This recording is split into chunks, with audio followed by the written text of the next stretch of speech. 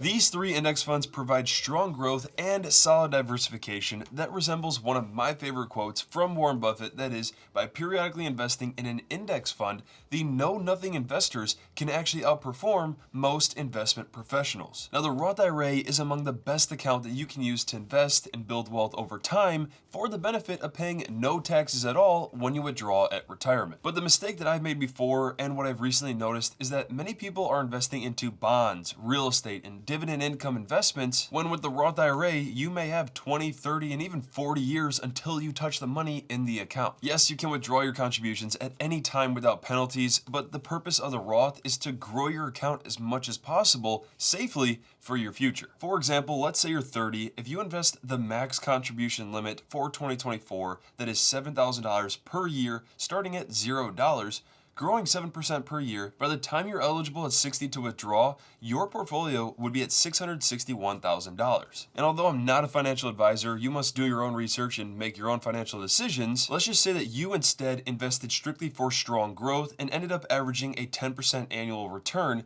That means after 30 years, by the time you're 60, you would then have $1.1 million. Although no one knows what the future holds, these three index funds I'm about to show you allow you to gain exposure to the entire world and have historically done very well. So to get straight to it, the first one I consider the foundation to a portfolio would be Fidelity's Total Stock Market Index Fund, ticker FSKAX. I like to view this as the foundation to a portfolio because it's pretty much the easiest way that you could invest into the total U.S. economy all within one purchase. As you can see, the fund provides results that correspond to the total return of a broad range of U.S. stocks, where the fund tracks the Dow Jones U.S. Total Stock Market Index. But because it's a market cap weighted index, this means the companies inside of the fund are given weight based off of their size. So if you look, there's 3,839 holdings, with the top ones being Apple, where you can see it has roughly 6% weight toward the fund, and then other popular companies you've probably heard of are Microsoft, Nvidia, and Amazon. Looking even deeper into this, if you combined the top 10 holdings, they make up almost 30% of the entire fund. And so with this fund, with all the 3,839 holdings, you'll notice the largest sector comes out to be information technology at 29%,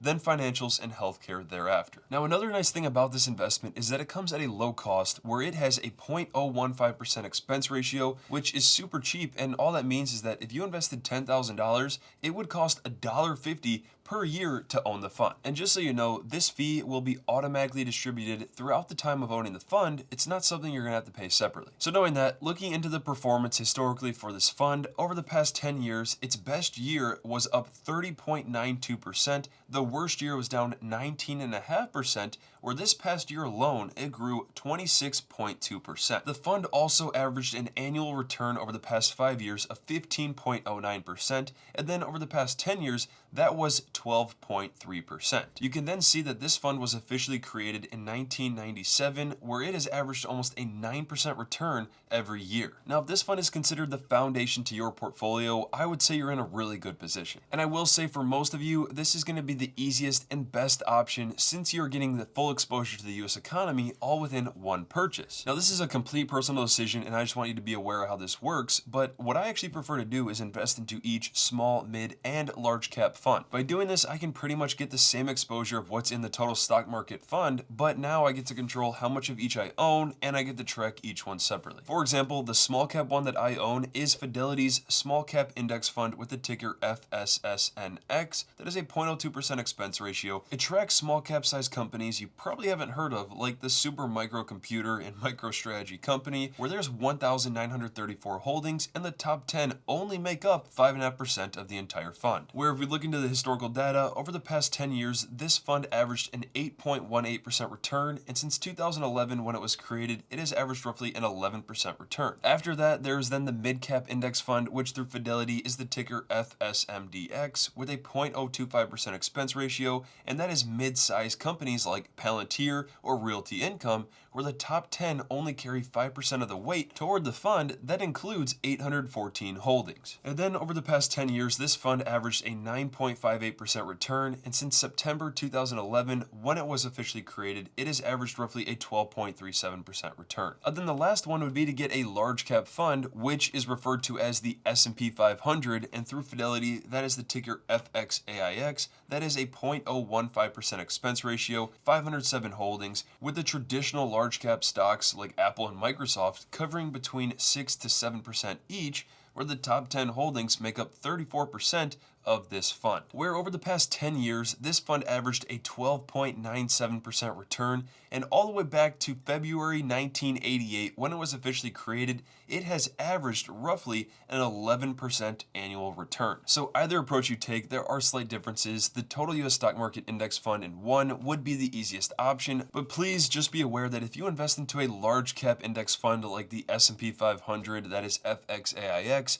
then you also invest into the total stock market index fund, that is FSKAX. These two are going to be very similar, and they have around 90% overlap by weight, so they contain almost all the same investments, where if you look at the S&P 500 FXAIX, Apple has the highest weight at 7%, where for the total stock market one, FSKAX, that has Apple at a 6% weight in the fund. So just be aware of that overlap, because if you had the S&P 500 and a total stock market index fund, they're very similar. Moving on from there, the number 2 index fund is the Fidelity Large Cap Growth Index Fund with the ticker FSPGX. I like to view this fund as the aggressive portion of the portfolio because it allows you to track the Russell 100 Growth Index, which is designed to measure the performance of the large cap growth segment of the US equity market. The fund comes at a 0.035% expense ratio, where roughly 49% of it is allocated toward the infotech sector, with top companies in the fund being Apple, Microsoft, Nvidia, and Amazon. Apple now has 12.35% weight, Microsoft is 11.5%, and Nvidia is at 10.5%, where you'll notice the top 10 holdings cover roughly 59% of the entire portfolio. And then if we look at just the past year alone, it has grown 30.77%, and over the past 5 years, it has averaged a 19.05%. Of course, those are great returns, but just be aware that there is going to be much more volatility, and the purpose of this being in the Roth is the fact that you're not going to be touching it for a long time, so there is much more upside. Although history does not guarantee the future, as long as the US economy continues growing, especially with these large companies, this could do very well. Now don't forget, with a Roth IRA, you can invest into whatever you want. So if you want to get index funds, but not necessarily Fidelity's mutual funds, you can get any ETFs that you would like. But the last thing about the growth index fund is that if you're worried about the risk and you just don't even want to mess with it, there is at least exposure to multiple sectors like consumer discretionary, communication services, healthcare, and financials. Where if you just relied on one sector, it may outperform the market in the next 10 years, but who knows what it could do in the next 30. So by having multiple sectors, it provides optimal diversification, at least in my opinion. With that said, the last Fidelity Index Fund to consider is the Fidelity Total International Index Fund with the ticker FTIHX. Now this fund tracks the MSCI All Country World Index, excluding the USA, where the index is designed to measure the performance of large, mid, and large cap size stocks in developed and emerging markets. The fund comes at a 0.06% expense ratio, and within the fund you'll notice there is 5,064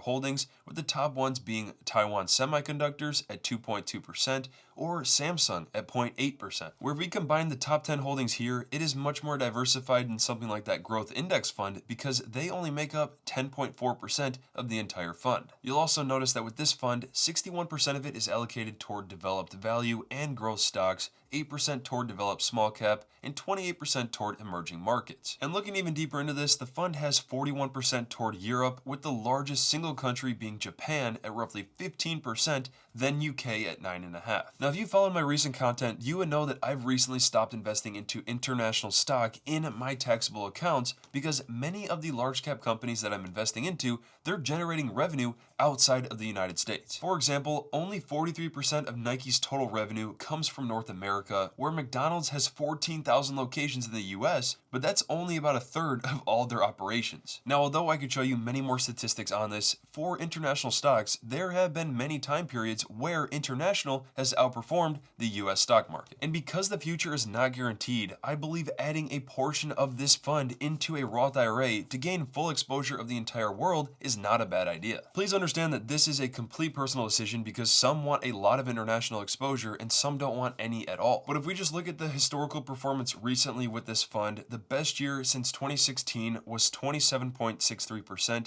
The worst year was negative 16.28%, where over the past year it grew 17.8%. The average over the past 5 years was 7.65%.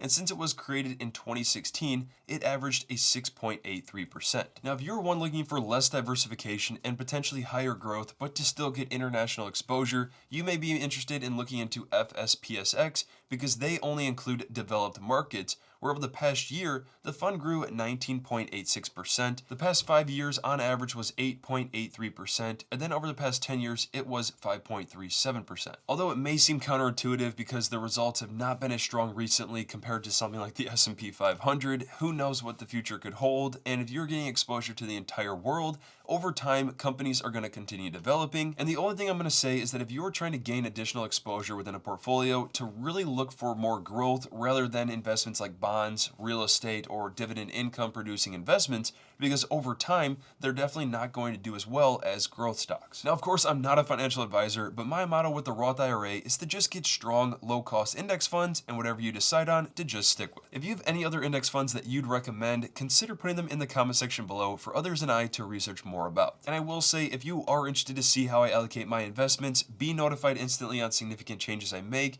and see other exclusive content, consider checking out my Patreon that I'll have linked in the description below. Which, while you're at it, I've also created many videos on Fidelity and investing as a whole, so I'll leave the relevant videos that I think you'll greatly benefit from in the description below. And as always, don't forget to hit the like, subscribe, and notifications button for future content like this.